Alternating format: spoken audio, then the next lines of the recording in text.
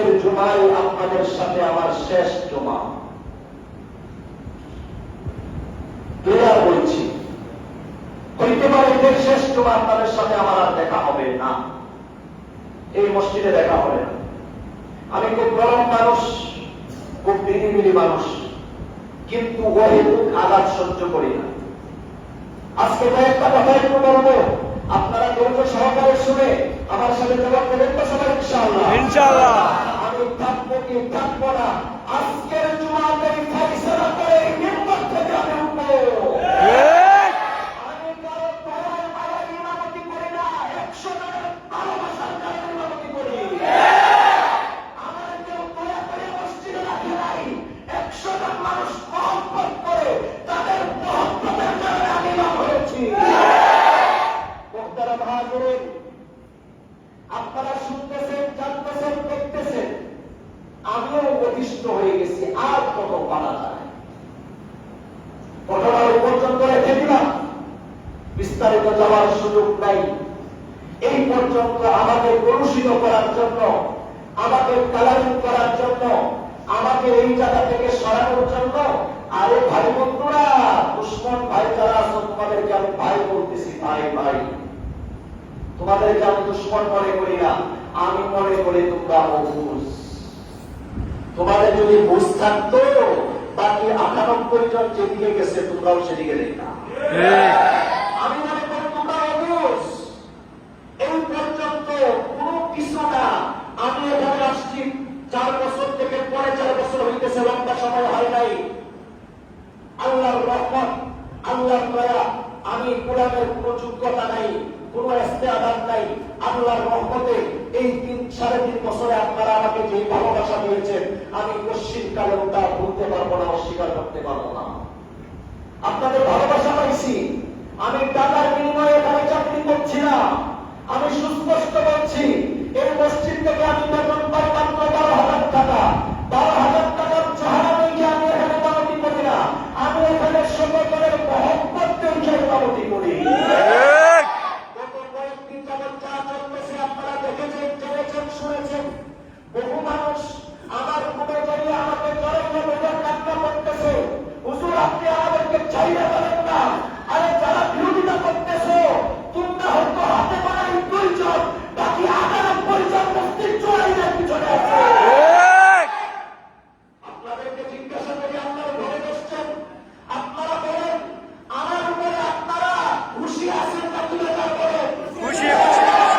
সবাই বলেন খুশি আছে। সবাই খুশি আছে।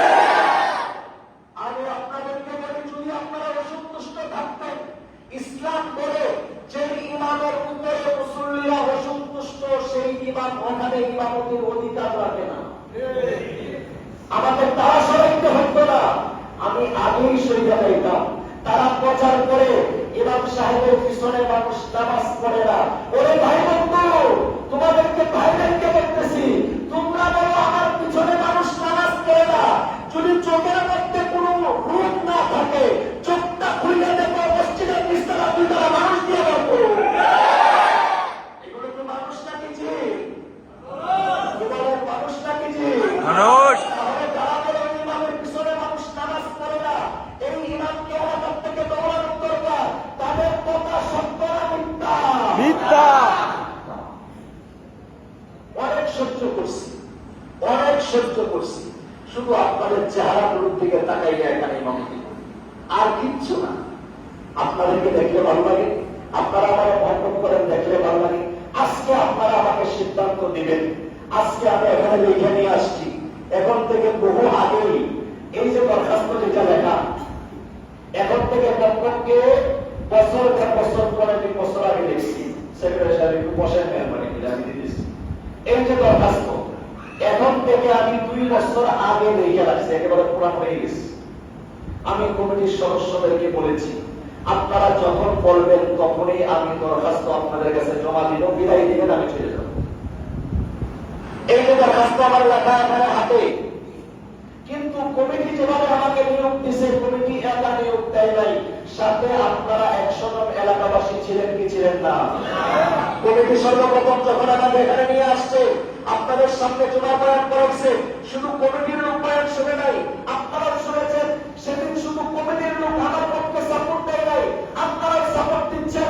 আজকে আমি জিজ্ঞাসা করি, এই মসজিদ যাত্রাবাড়ির মাটিতে আমার মুসল্লি সবাই, যাত্রাবাড়ির মানুষ শুধু আমার মুসল্লি এমন না, আমি যখন নামাজে নিয়োগ করি যাত্রাবাড়ির মুসল্লি সহ যত এলাকার থেকে যত মুসল্লি আসছে সবার নিয়োগ করেই আমি নামাজে দাঁড়াই। এই মসজিদ শুধু যাত্রাবাড়ির না, এই মসজিদ সবার। কিন্তু মসজিদ পরিচালনার কিছু নিয়ম নীতি সব জায়গাতে আছে না নাই? একটু কথা বলে বাবা, আছে না নাই? আছে। মসজিদ যাত্রাবাড়ি এলাকায় করছে, এটার পরিচালনা কমিটি যাত্রাবাড়ি আছে, এলাকাবাসী আছে। মসজিদের ইমামকে রাখলে কমিটি রাখছে, মসজিদের ইমামকে রাখলে এলাকার 100 জন রাখছে। ইমামকে যদি কোনো কারণে ন্যায্য কারণে অন্যায্য কারণে যদি বিদায় দেয় আল্লাহর দরবারে মামলা দায়ের হবে। আর যদি ন্যায্য কারণে বিচার করে কোন কমিটি ইমামকে বিদায় দেয়, ইমাম চাইলে ইমামকে কমিটি বিদায় দিতে পারে, এলাকার মানুষ দিতে পারে। কিন্তু ভিন্ন এলাকার মানুষ আর এলাকায় আইসা ওই মসজিদের ইমামকে দৌড়ানোর কোন অধিকার দেওয়া হয় না।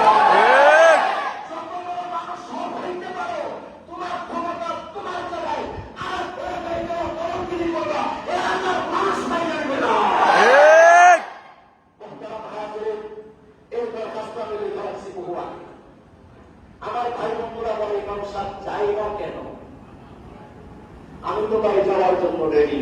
আমি বলি আপনারা আমাকে যাইতে দেন না কেন? আপনারা আমাকে যাইতে দিলেই যাবো। আজকে আপনারা সিদ্ধান্ত করিয়া আমাকে জানাই দিবেন আসরের নামাজ আমি এই মসজিদে পড়াবো না। আমি তার কোনোটাই অনুমতি করি না। এখন আপনারা সিদ্ধান্ত দিবেন। মানুষের সবকিছু জেনেছেন, 98 নয়। আমি তো মনে করি আপনাদের কথা অনুযায়ী 99% মানুষ এই মসজিদের প্রতি সন্তুষ্ট, এই ইমামের প্রতি সন্তুষ্ট। এটা আল্লাহর শুকরিয়া। এখানে শুধু যাত্রাবাড়ির মানুষ নাই, অনেক দূর দূরান্ত থেকে শুক্রবারে মানুষ আসে এই গুণাগারের চেহারাটা দেখে কিছু কথা শোনার জন্য। এটা আপনারাই বলেন, আপনাদের মুখ থেকে আমি শুনেছি। এবার আপনাদের কাছে আমি চূড়ান্ত কথা জানতে চাই। আমি আপনাদের সবার সামনে আল্লাহকে হাজির নাজির রাইখা এই যে দরখাস্তর মাধ্যমে আমি কমিটির কাছে দিয়া আপনাদের থেকে বিদায় নিচ্ছি। আপনারা আমাকে বিদায় দিলেন তো খুশি মনে? কি বিদায় দিলেন না? আমি তো খুশি মনে চাইতেছি। আপনারা আমাকে বিদায় দেন কি? সবাই সবাই বলেন বিদায় দেন আমাকে। তাহলে আমি তো থাকার মতো কোনো প্রসেসিং এখানে পাচ্ছি না। এটার ব্যাপারে কি হবে? আমরা আছি। আমি নতুন ইমাম আনেন, এলাকা সুন্দরভাবে চলুন, আমার ওই ভাইয়েরা এসে নামাজ পড়ুক, আমি চাই এইটা। আর আপনাদের কাছে আমি পরে চড়ে পায়ে হাত রাইখা আপনাদের কাছে আমি বিদায় চাচ্ছি। আপনারা হাসি মুখে একটু আমাকে বিদায় দেন। কি বলেন, বিদায় দেবেন না? তাহলে আপনাদের সামনে আজকে কথা ক্লিয়ার করে, যদি বিদায় না দেন তাহলে যে সমস্ত মানুষ দুষ্করি করে এদের ডাক বাংলায় মাল বাংলাতে রাখতে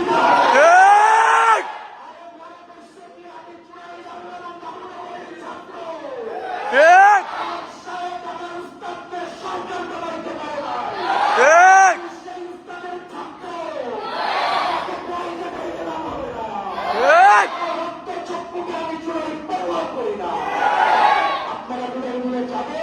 আপনারা যদি বিদায় না দেন কি সিদ্ধান্ত নেবেন? এলাকাবাসী আছেন, এখন সিদ্ধান্ত নেন। আমি সবার সামনে কমিটির একজন আসেন, আপনার হাতে আমি উঠাই দিতে চাই, যদি নেন।